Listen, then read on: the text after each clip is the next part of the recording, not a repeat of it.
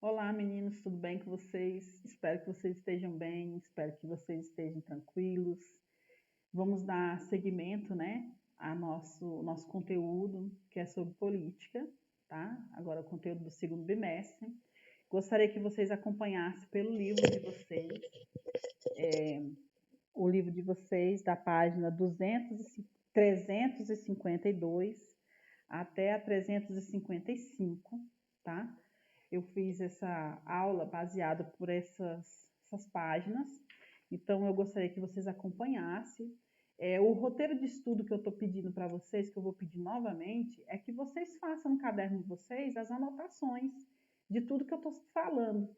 Depois eu vou estar cobrando um pouco mais, assim, com relação à atividade e tudo, mas a princípio eu quero um roteiro de estudo, porque para vocês poderem acompanhar passo a passo, porque agora é uma forma mais contextual, tá?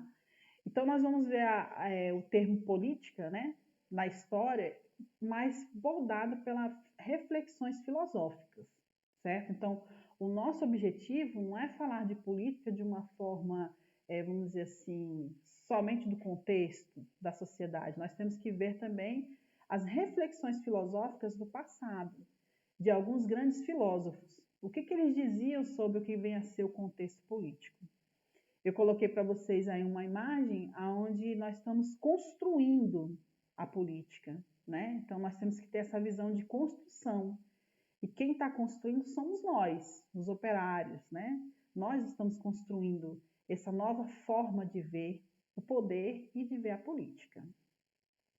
Então nós temos aqui, a filosofia política é uma vertente, perdão, a filosofia política é uma vertente da filosofia, né? É uma das partes que nós estudamos dentro da filosofia, cujo objetivo é estudar as questões a respeito da convivência entre o ser humano e as relações de poder. Também analisar temas a respeito da natureza do Estado, do governo, da justiça, da liberdade e do pluralismo. Todo o contexto que nós vivemos hoje, né? Então, a filosofia política ocidental, ela surgiu na Grécia Antiga e dizia a respeito sobre a convivência dos habitantes, ou seja, dos cidadãos atenienses, né? Dentro das cidades-estados, né? Das cidades-estados gregas. Essas eram independentes e muitas vezes rivais entre si, como era o caso que tinha algumas rivalidades, algumas guerras, né, entre Troia, Atenas e tudo. Então eram cidades-estado, mas o modelo de democracia que nós temos hoje é um modelo que surgiu na Grécia Antiga, certo? Eu falei isso no passado. Então a palavra política é de origem grega, né, quer dizer polis, que significa cidade. Então, os principais filósofos políticos, né, vamos dizer assim, que focaram as ideias políticas. Vamos falar sobre Platão. Platão, vocês lembram um pouco que a gente falava que Platão ele tinha a questão da ideia, né, que o verdadeiro conhecimento estava fora do que nós vivemos, então que aqui nós somos cópias das cópias, né? Mas mesmo assim, nós sendo cópias das cópias, nós temos que ter uma relação entre ambos. Então ele escreveu vários livros, né, dele. E dentro desses livros dele, A República, né, a República de Platão, ele fala sobre a justiça na cidade dependia do equilíbrio entre os grupos sociais, que ele qualificava essencial, né, para se ter uma vida plena em sociedade. Então Platão ele fazia uma distinção de classe, né? Então primeiro tinha os produtores, os guardiões e os governantes. Os produtores eram o que, vamos dizer assim, a grande massa, né? É o que atuava como os artesãos, os agricultores. Então, eram aquelas pessoas que hoje em dia são chamados trabalhadores. Então, lá desde Platão, na Grécia Antiga, já tinha essa questão de divisão de classe, né? Os guardiões, que hoje a gente pode estar comparando com os soldados, que na época realmente era o que defendia o território, porque na época da Grécia Antiga se tinha muita luta, né, de território, muita disputa de aumento de território. Então se tinham os chamados guardiões da cidade. E os governantes, que os governantes era onde Platão falava que tinha que ter o grande saber, que para Platão a cidade deveria ser governada por filósofos, pessoas que pensassem, que raciocinassem para uma visão de um bem comum.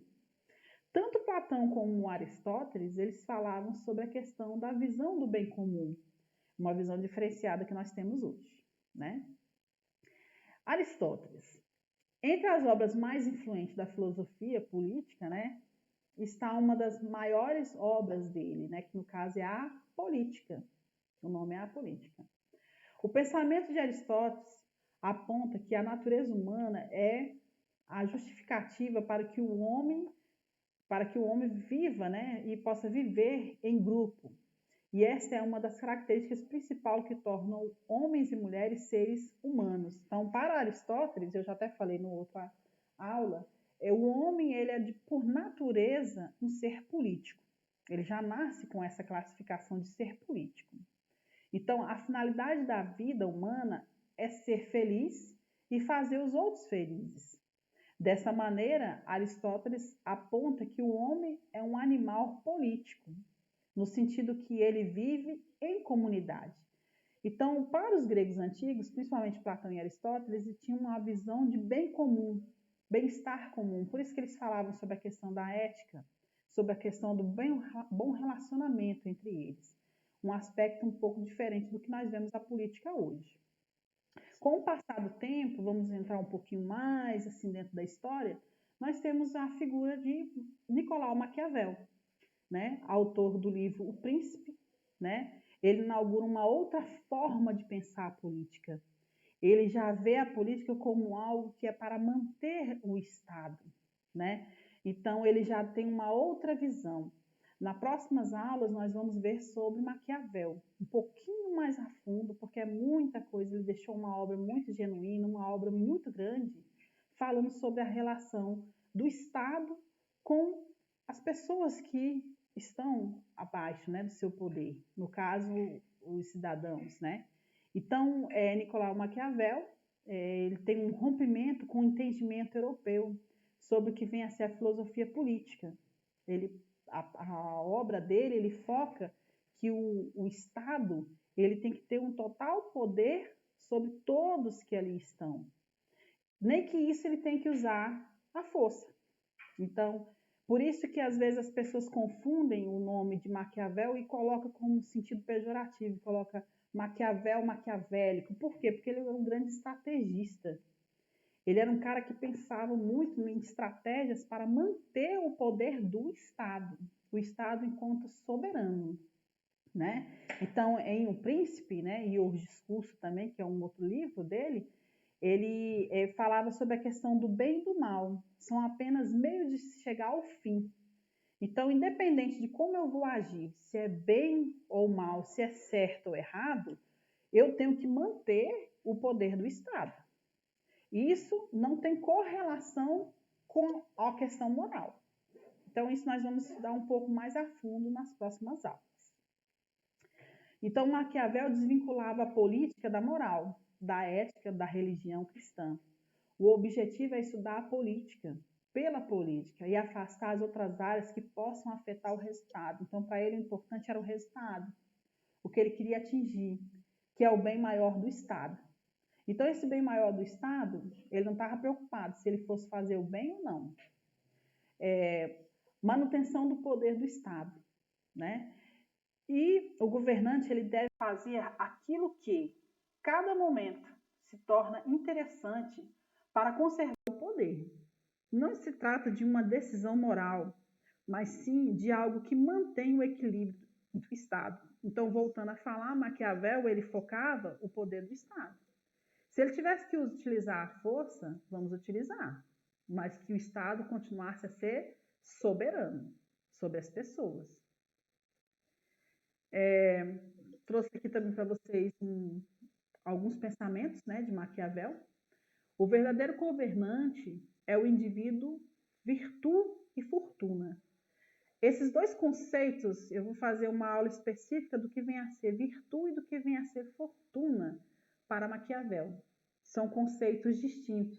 do que a gente relaciona hoje. É algo mais voltado para o poder do Estado. Então, virtude refere-se à força, astúcia, flexibilidade, firmeza, traduz a realidade.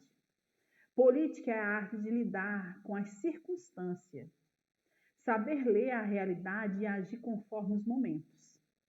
Os fins justificam os meios. Então, para Maquiavel, inclusive tem alguns estudiosos que dizem que essa frase não é nem de Maquiavel. Tem alguns estudiosos que dizem que essa frase é atribuída a ele para fazer um resumo das suas concepções, né? Mas quando se fala os fins justificam-se os meios, o que vem à mente? Nicolau Maquiavel. Então, eu vou deixar para vocês uma atividade lá no GR8, para a gente estar trabalhando um pouco mais. Leiam as páginas que eu falei, tá? E vamos fazer uma reflexãozinha, né? Não tenha medo da mudança. Essa assusta, mas pode ser a chave daquela porta que você tanto almeja abrir. Nós estamos passando por um momento de muita mudança, pode ter certeza para vocês e para mim.